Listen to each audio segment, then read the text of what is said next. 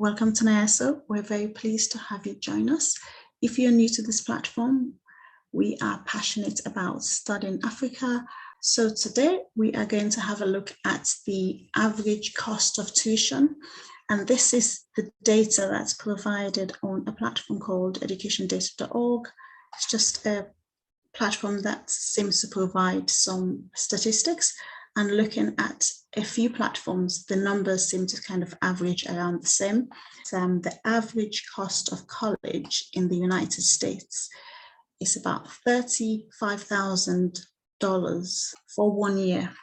That is a lot of money, especially if you're coming from the continent.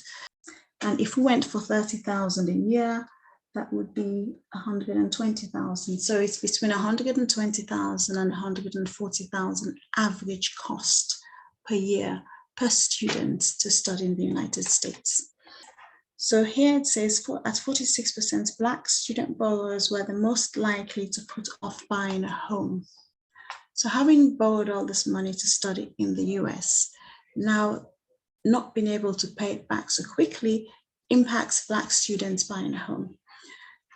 I found this site here for those who are international students who want to go and study in the US. You have the additional burden now to say living expenses. So here it says estimated cost of living in the US for international students is between $10,000 to $18,000 per year.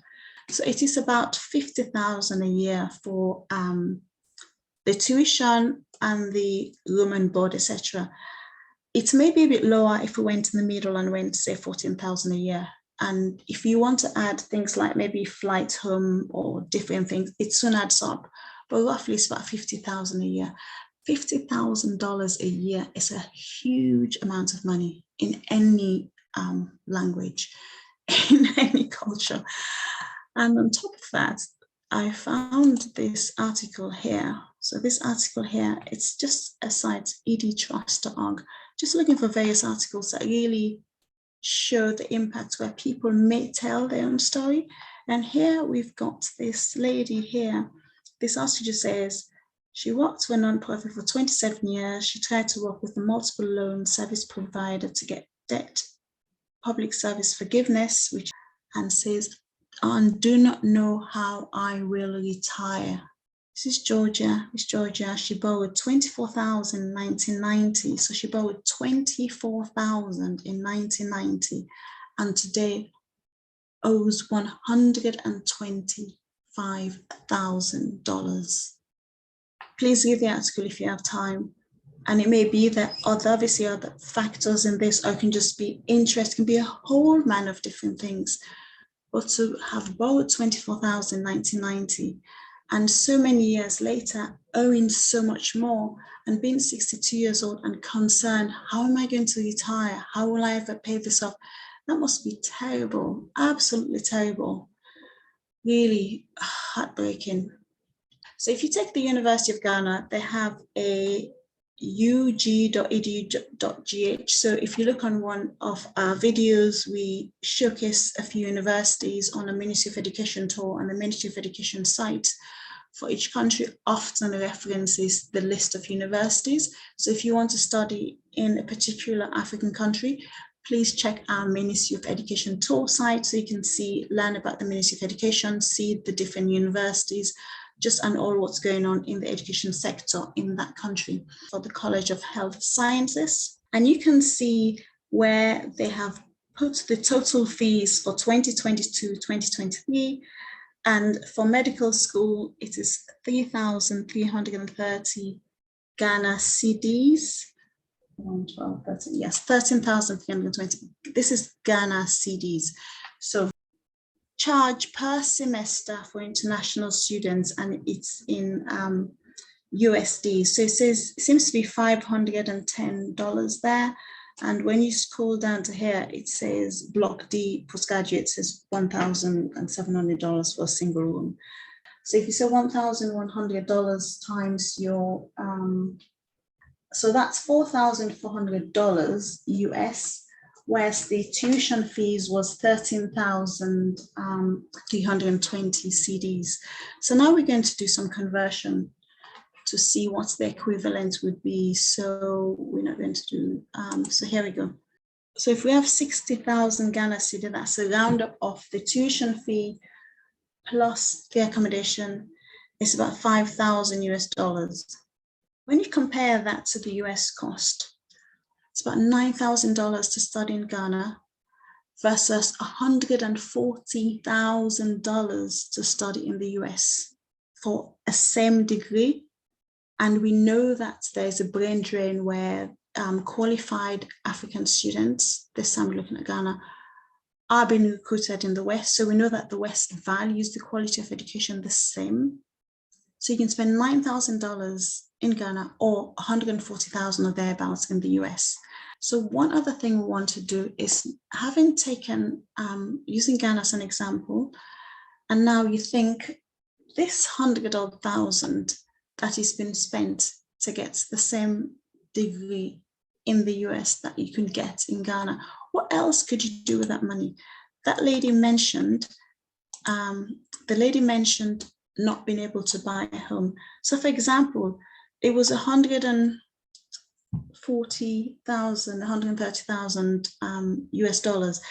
Even if we just said, okay, we're not going to go to the top of that budget, because we're trying to show how you can study in Ghana and then the rest of the money you would have spent studying in America, you can actually buy a house.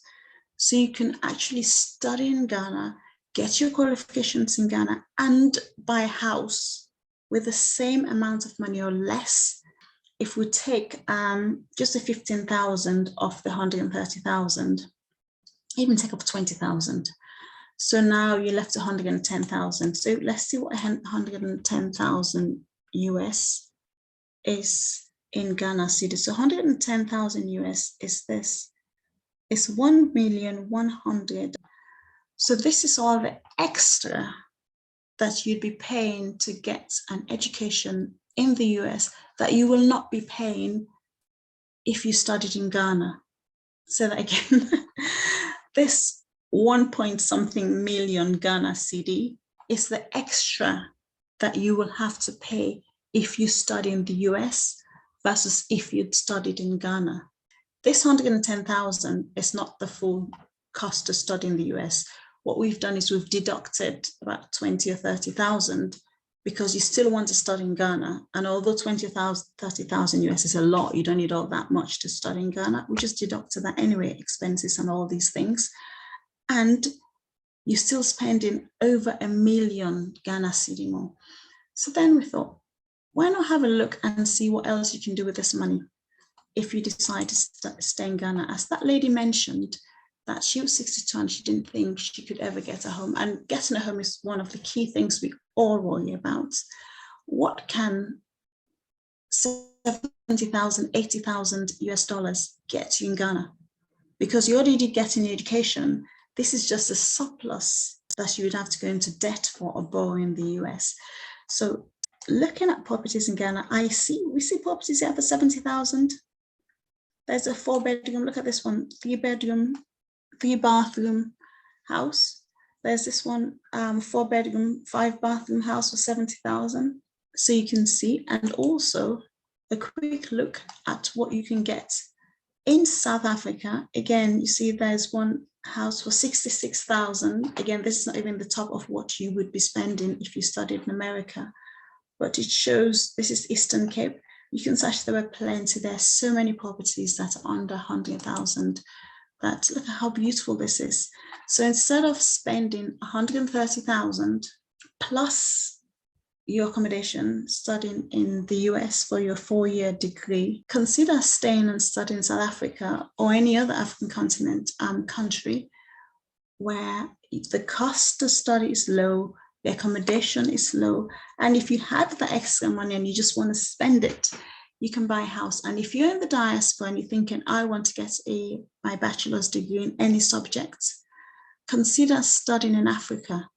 Let us explore all these options because African countries produce excellent graduates. Thank you very much for visiting with us. If you like this, please share, subscribe, and come back again soon.